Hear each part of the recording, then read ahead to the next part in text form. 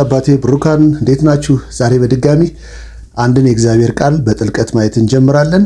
ኢየሱስ ክርስቶስ ጌታ ነው። አሁን የምናየው የመጽሐፍ ቅዱስ ክፍል ዮሐንስ ወንጌል ምዕራፍ 14 ቁጥር 15 ጀምሮ ያለውን የእግዚአብሔርን ቃል አነባለሁ።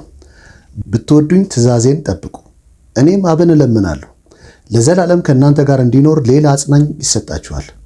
እርሱም ዓለም የማያየውና የማያውቀው ስለሆነ ሊቀበለው የማይችል የእውነት መንፈስ ነው። ነገር ግን ከእናንተ ዘንድ ስለሚኖር በውስጣችሁ ስለሚሆን እናንተ ታውቁታላችሁ ይላል። ይህን ቃል ብዙዎቻችን ለብዙ ጊዜ አንብበነዋል። ዛሬ ግን እስኪ ይህንን ቃል በጥልቀት የእግዚአብሔርን ሐሳብ እዚህ ስፍራ ላይ የተቀመጠውን የእግዚአብሔርን እውነት ስለ መንፈስ ቅዱስ የተጻፈውን ማየት እንጀምራለን። የመጀመሪያው ብትወዱኝ ትእዛዜን ጠብቁአልና እኔም አብን እለምናለሁ ለዘላለም ከእናንተ ጋር እንዲኖር ሌላ አጽናኝ ይሰጣችኋል። አሁን የመጀመሪያ መሰረት ማየት ያለብን እዚህ ጋር ለዘላለም ከእናንተ ጋር የሚኖር መንፈስ ቅዱስ ለዘላለም ከእናንተ ጋር የሚኖር ነው የተባለው። እንግዳ ይመጣል፣ ኮንፈረንስ ሲኖር ይመጣል፣ በጸሎት ስትነቃቁ ይመጣል አይደለም ያለው። ለዘላለም ከእናንተ ጋር የሚኖር አጽናኝ፣ እንደኔ ያለ ሌላ አጽናኝ ይመጣል ነው ያለው። ስለዚህ መንፈስ ቅዱስ ከአንድ አማኝ ጋር በእንግድነት መጥቶ የሚሄድ ሳይሆን ለዘላለም ከእናንተ ጋር የሚሆን ያለው። ኢየሱስ ክርስቶስ መንፈስ ቅዱስን ሲልክልን በውስጣችን ለዘላለም አብሮን እንዲሆን ነው። ስለዚህ አንድ ማይንድ ማስተካከል አለብን ብዬ አምናለሁ። ይሄም ስለ መንፈስ ቅዱስ ያለን ግንዛቤ። ብዙ ሰዎች መንፈስ ቅዱስን እንደ እንግዳ ነው የሚቀበሉት። እንግዳ ይመጣል፣ ከዛ ለተወሰነ ጊዜ ቆይና ይሄዳል። መንፈስ ቅዱስ እንደሱ አይደለም። ጌታ ኢየሱስ ሲነግረን ለዘላለም ከእናንተ ጋር የሚኖር ነው ያለው። ስለዚህ እንደ እንግዳ መጥቶ የሚሄድ ኮንፈረንስ ሲሆን፣ በጸሎት ስንነቃቃ ወይም አንድ ችግር ውስጥ ስንገባ የሚመጣ ከዛ ቀጥሎ የሚሄድ እንደገና ደግሞ እንዲመጣ የምንጠራው ሳይሆን መንፈስ ቅዱስ በእኛ ውስጥ ያለ የእግዚአብሔር መንፈስ መሆኑን የሚያጽናናን እንደሆነ ይናገራል። ቀጥሎ እንደዚህ ይላል፣ እርሱም ዓለም የማያየውና የማያውቀው ስለሆነ ሊቀበለው የማይችል የእውነት መንፈስ ነው ይላል። ቀጥሎ የተጻፈው ቃል ደግሞ እርሱም ይሄ ከእናንተ ጋር ለዘላለም እንዲኖር የተሰጠው መንፈስ ቅዱስ ዓለም የማያየውና የማያውቀው ስለሆነ ሊቀበለው የማይችል ነው ይላል። ዓለም የሚለው እዚህ ጋር ይሄ የምናየው ተራራውን፣ ኮረብታውን፣ ፎቁን፣ መኪናውን፣ አውሮፕላኑን፣ ዓለም ላይ ያለውን ኮስሞ ወይንም ቁሳዊ ነገሩን ሳይሆን የሰው ሐሳብ፣ በስጋዊ አስተሳሰብ፣ በአይን ምኞት፣ በስጋ አምሮት፣ በገንዘብ መመካት አስተሳሰብ ውስጥ ያሉ ሰዎች እነሱ ሊያዩት አይችሉም፣ ሊያውቁት አይችሉም ይላል። ስለዚህ በአንድ ሰው ከመንፈስ ቅዱስ መነዳት ውጪ፣ ከመንፈስ ቅዱስ ሐሳብ ውጪ ያለ አይምሮ ዓለም የሚባል አስተሳሰብ አለው። ስለዚህ ዓለም የሚባለው በአንድ ሰው ውስጥ በአይምሮ ውስጥ የሚመራበት የኑሮ ስርዓት በመንፈስ ቅዱስ የሚነዳ ነው ወይስ በዚህ ዓለም በአይኑ የሚያየው ነገር ለማሳካት የሚሮጥበት፣ ለስጋው ምኞት የሚሮጥበት፣ the proud of life ስለ ገንዘብ መመካት የሚሮጥበት ይሄ የሕይወት ስርዓት ዓለም ይለዋል። ዮሐንስ በሌላው መልእክት ላይ ይህንኑ ቃል ሲነግረን ዓለምንና በዓለም ያሉትን አትውደዱ ይላል። ከዛ ዓለምንና በዓለም ያሉትን አትውደዱ ሲል አሁን እዚህ ጋር ከቆምን ዓለም ይመስለን ይሄ የምናየው ግዑዙን ዓለም ይመስልናል። እዛው ግን ሲናገር እንደዚህ ያለ ዓለምም አለና የአይን አምሮት፣ የስጋ ምኞት፣ ስለ ገንዘብ መመካት ከዓለም ስለሆነ እንጂ ከአባት ስላልሆነ ይላል። ስለዚህ ከአባት ያልሆነ በዓለም ስርዓት ውስጥ ወይም ዓለም ኮራፕት፣ ሴጣን ኮራፕት ባደረገው ስርዓት ውስጥ ተጠልፎ ላሉ እነሱ መንፈስ ቅዱስን ሊያዩት አይችሉም፣ ሊያውቁት አይችሉም። ስለዚህ መንፈስ ቅዱስን ለማወቅ መንፈስ ቅዱስን በውስጣችን እንዳለ እውቅና ለመስጠት ከዚህ ዓለም ከተጠላለፍንበት አስተሳሰብ ዓለም ተብሎ ከተጻፈ በሴጣን ኮራፕትድ በሆነ አስተሳሰብ ውስጥ መላቀቅ አለብን። ቀጥሎ እንደዚህ ይላል፣ ነገር ግን አሁን እዚህ ጋር አንድ ሌላ ማርሽ የሚቀይር ሐሳብ ሲያመጣ እናያለን። ነገር ግን ከእናንተ ዘንድ ስለሚሆን በውስጣችሁም ስለሚሆን እናንተ ታውቁታላችሁ። አሁን እዚህ ጋር ደግሞ እናንተ አማኞች ወይንም ከዚህ ዓለም ስርዓት የተላቃችሁ ደግሞ በእናንተ ዘንድ ስለሚሆን ከዛም በውስጣችሁ ስለሚሆን እናንተ ታውቁታላችሁ። ይሄ ታውቁታላችሁ የሚለው ቃል ጀስት ኢንፎርሜሽን አይደለም፣ ትስስርንና ህብረትን ያመጣ ስለ መንፈስ ቅዱስ ትክክለኛ ቀርቤታና ህብረት የሚያደርግ ሰው መሆኑን እዚህ ጋር በግልጽ ይናገራል።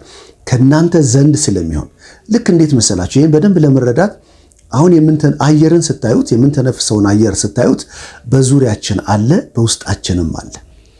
አየር በውስጣችንም አለ፣ በዙሪያችንም አለ። ልክ መንፈስ ቅዱስ በእናንተ ዘንድ አለ፣ በእናንተ ውስጥም አለ። እናንተ እንደዛ ስለሆነ እናንተ ታውቁታላችሁ። ይሄ ዕውቀት በአምስቱ የስሜት ሕዋሳት ወይንም የመጀመሪያ ዓለም ሊያውቀው አይችልም የተባለ አስተሳሰብ ውስጥ በምርምር ውስጥ መንፈስ ቅዱስን መረዳት አይቻልም። መንፈስ ቅዱስ በትክክል የምንረዳው ከኛ ጋር በሚያደርገው ትክክለኛ ሪሌሽንሺፕና ህብረት ውስጥ ነው። ስለዚህ ምን አለ? በእናንተ ውስጥ ስለሚሆን ከእናንተ ጋር ስለሚሆን እናንተ ታውቁታላችሁ። ስለዚህ አሁን ሁለት ቦታ ኢየሱስ ክርስቶስ የነገረን መንፈስ ቅዱስ በእናንተ ዘንድና በእናንተ ውስጥ ነው። ቀጥሎ ደግሞ ለዘላለም ከእናንተ ጋር የሚኖር ነው ተብሎ የተጻፈው።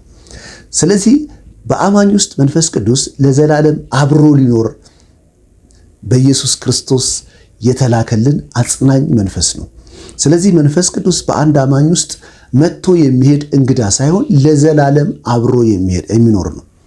ስለዚህ አንድ ኮንሽስነስ ማምጣት አለብን ብዬ አምናለሁ። መንፈስ ቅዱስ አብሮን እንዳለ እውቅና መስጠት፣ ለዛ አብሮነት ኮንሽስ መሆን። ልክ አየር በዙሪያችን እንዳለ ሁሉ አየር በውስጣችንም እንዳለ ሁሉ ልክ እንደዚሁ መንፈስ ቅዱስ በውስጣችን አለ፣ መንፈስ ቅዱስ በዙሪያችን አለ። ይህንን ኮንሽስነስ ማዳበር አለብን። አንተ ሁሌ ከኔ ጋር ነህ የሚል ጠዋት ስንነሳ፣ ጠዋት ስንወጣ አሁን አብረን እንውጣ ብል የሚል ለመንፈስ ቅዱስ ኮንሽስ የሚሆን አስተሳሰብ መገንባት አለብን። አሁን በጌታ ያልተደረገልን ነገር የለም። ለዘላለም ከኛ ጋር የሚኖር መንፈስ ተሰጥቶናል። ይሄ መንፈስ ቅዱስ ደግሞ የሚመራን አቅጣጫ የሚያስይዘን ውሳኔዎቻችን እንድናስተካክል የሚያደርግ የእውነት መንፈስ ነው። የሚያጽናናን፣ የሚያበረታን፣ የሚያጠነክረን መንገዳችንን የሚያቀናልን መንፈስ ነው። ግን በተሳሳተ አንዳንድ ልምምዶች መንፈስ ቅዱስን ገና እንደሚመጣ የምንጠብቅበት አስተሳሰብ አለ። በብሉይ ኪዳን መንፈስ ቅዱስ የሚገለጥባቸው ስርዓቶች ሩቅ ሆኖ አልነበረም ከህዝቡ። አንደኛ በደመና ይገለጥላቸው ነበር። ሁለተኛ በቤተ መቅደሱ ይገለጥላቸው ነበር። ሶስተኛ በታቦቱ ይገለጥላቸው ነበር። አሁን እግዚአብሔር ከዛ በሰዎች ደግሞ እየመጣ ለመጣበት ዓላማ ይፈጽምና ይሄድ ነበር። አዲስ ኪዳን ግን በፍጹም ከዚህ የተለየ ነው።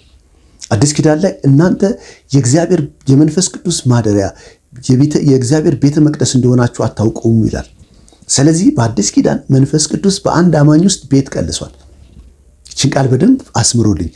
በአዲስ ኪዳን በአንድ አማኝ ውስጥ መንፈስ ቅዱስ ቤት ቀልሷል። አብሮ ሊኖር ለዘላለም ሊኖር ይሄድ የሚመጣ አይደለም። ለአንድ ዓላማ መጥቶ የሚሄድ አይደለም። ለዘላለም ከእናንተ ጋር የሚኖር ነው የሚለው። ስለዚህ ከኛ በፍጹም ሊሄድ በማይችልበት ማንነት መንፈስ ቅዱስ በእኛ ውስጥ አለ፣ በእኛ ዘንድ አለ። ስለዚህ ዛሬ እንደ አማኝ በመንፈስ ቅዱስ ላይ ንቃተ ህሊናችንን ማዳበር አለብን። ኢየሱስ ክርስቶስ እውነተኛ አምላክ ነው። እውነት ብሎ የነገረን ነገር እውነት ነው። ትእዛዜን ጠብቁ፣ ለዘላለም ከእናንተ ጋር የሚኖር ሌላ አጽናኝ፣ እንደኔ አይነት የሆነ ሌላ አጽናኝ፣ ኮንፈርት ሊያረጋችሁ የሚችል፣ ሊያጽናናችሁ የሚችል፣ ሊመራችሁ የሚችል መንፈስ ቅዱስን እሰጣችኋለሁ። እሱ ዓለም የማያየውና ሊያውቀው የማይችል የእውነት መንፈስ ነው። ይሄ የእውነት መንፈስ ነው። ዓለም ሊያየው አይችልም። በዓለም ሐሳብ ውስጥ ወይም ሰይጣን ኮራፕት ባደረገው ሲስተም ውስጥ ሆኖ መታወቅ፣ ህብረት ማድረግ አይቻልም። እናንተ ግን በውስጣችሁ ስለሚሆን ከእናንተ ጋራም ስለሚሆን እናንተ ታውቁታላችሁ። ይህን በደንብ ለመረዳት በዙሪያችሁ ያለውን አየር አስቡ። በእናንተ ውስጥ ያለውን አየር አስቡ። መንፈስ ቅዱስ ልክ እንደዚህ በውስጣችሁ አለ፣ በውጫችሁ ከቧችሁ አለ። ለዘላለም ከእናንተ ጋር የሚኖር ነው የሚለው። ስለዚህ በፍጹም መንፈስ ቅዱስ እየመጣ የሚሄድ አይደለም። ናና ብለንም የምንጠራውም አይደለም። ኮንፈረንስ ሲኖር በጸሎት ስፍራ ወይንም አንድ ችግር ውስጥ ስንገባ መጥቶ አጽናንቶን መልሶ የሚሄድ እንግዳም አይደለም። ስለዚህ መንፈስ ቅዱስ እንግዳ አድርገን ኤክስፔክት እያደረግን እያሰብን ያለን ሰዎች ዛሬ እናስተካክል። መንፈስ ቅዱስ በእኛ ውስጥ ቤት ቀልሷል። ለዘላለም ከኛ ጋር እንዲኖር ለዘላለም አብሮን እንዲሆን በእኛ ውስጥም በእኛ ዘንድም እንዲኖር ኢየሱስ ክርስቶስ የኃጢአትን ማስተሰረያ ደም ይዞ በገባ ጊዜ ኃጢአትን ካስተሰረየ በኋላ መንፈስ ቅዱስን ለቅዱሳን ልኳል። ስለዚህ አባቴ ብሩካን በእናንተ ዙሪያ መንፈስ ቅዱስ አለ፣ በእናንተ ውስጥ መንፈስ ቅዱስ አለ። ስለዚህ አየር በእናንተ ውስጥ እንዳለ ሁሉ በእናንተ ዙሪያ እንዳለ ሁሉ አሁን መንፈስ ቅዱስ በእኔ ውስጥ አለ፣ አሁን መንፈስ ቅዱስ ከእኔ ጋር አለ በሚል ኮንሽስነስ ዕለት ዕለት መመላለስ እንጀምር። ያኔ መንፈስ ቅዱስ መምራት ይጀምራል። ሐዋርያው ጳውሎስ በመንፈስ ተመላለሱ ይላል። በመንፈስ መመላለስ ማለት መንፈስ ቅዱስ በሚሄድበት ስቴፕ እኛም ያንን ፈለግ ተከትለን መሄድና ማድረግ ስንጀምር ያኔ በመንፈስ ተመላለስን ይባላል። መንፈስ አሁን የሚያስፈልገው አንድ ነገር ነው። ከመንፈስ ቅዱስ ጋር አንድ አማኝ ታዲያ እንዴት ሊኖር ይችላል? እንዴት ሊያደርግ ይችላል? ፓስተር የምትሉ ሰዎች አንድና አንድ ነው። መንፈስ መሪያችን ነው። ከኛ የሚጠበቀው ሰሚሽን ነው፣ መገዛት ነው። ልክ አንድ ባሪያ ለጌታው እንደሚገዛ ጌታው ምን ሊያዘው እንዳለ ሳያውቅ አቤት ጌታዬ ብሎ እንደሚቀርብ ከዛ የጌታውን ቃል ሰምቶ ያንን ቃል ለመፈጸም እንደሚሄድ መንፈስ ቅዱስ በውስጣችን ያለው እንደ መሪያችን ነው፣ ኮምፎርተራችን ነው፣ አጽናኛችን ነው። ስለ ሁሉ የሚያስተምረን ነው፣ ስለ ሁሉ የሚነግረን ነው። ስለዚህ ለመንፈስ ቅዱስ ኮንሸስ ሆነን ራሳችንን ማስገዛት። ብዙ ሰዎች በዚህ ላይ ማስተካከል አለብኝ ብዬ ማምነው አንድ ነገር ነው። ብዙ ሰዎች መንፈስ ቅዱስን የሚያስቡት ለማሰራት፣ መንፈስ ቅዱስን ለማዘዝ፣ መንፈስ ቅዱስ እንዲሰራ ለማድረግ የሚያስችል አስተሳሰብ ነው ይዘው ከመንፈስ ቅዱስ ጋር ህብረት የሚያደርጉት። ያልኩትን ያደርጋል፣ ቃሌን ይፈጽማል። መንፈስ ቅዱስ ግን የሚፈልገው እንድንገዛለት ነው፣ እንድንታዘዝ ነው። ሰሚሽን ነው የሚፈልገው። ስለዚህ ለመንፈስ ቅዱስ ታዛዥ ሆነን ጥቃቅን ድምፆችን እየታዘዝን፣ ጥቃቅን ትእዛዞችን እየታዘዝን፣ ጥቃቅን ኢንስትራክሽን፣ ጥቃቅን የሚመስሉ በሩን ዝጋ የሚል በውስጥ ከመንፈስህ የሚመጣ ሐሳብ ሲመጣ ያንን ታደርጋለህ። ይሄ እዛ ሂድ ሲልህ ያንን ትታዛለህ። ጥቃቅን ሐሳቦችን መታዘዝ ስንጀምር ከመንፈስ ቅዱስ ጋር ኮንሸስ መሆን እንጀምራለን። ያኔ መንፈስ ቅዱስ በእኛ ውስጥ እንዳለ በዙሪያችንም እንዳለ ያኔ እርግጠኛ እንሆናለን። ኢየሱስ ክርስቶስ ጌታ ነው። ኢየሱስ የላከልን መንፈስ ቅዱስ ለዘላለም ከኛ ጋር የሚሆን ነው፣ እንግዳ አይደለም። ስለዚህ የእንግድነት አስተሳሰባችንን ዛሬ እናውጣ። መንፈስ ቅዱስ እንደ እንግዳ መጥቶ የሚሄድ አይደለም። መንፈስ ቅዱስ ለዘላለም በእኛ ውስጥ የሚሆን ከኛ ጋር የሚሆን ነው። በዚህ ኮንሽስነስ መመላለስ ይሆንልን። እንዴት መጸለይ አለብን መንፈስ ቅዱስ ላይ ኮንሽስ መሆን እንድንችል በሚል ርዕስ በሚቀጥለው አስተምራችኋለሁ። በጣም ወዳችኋለሁ። ፓስተር ይስሐቅ ሻሎም።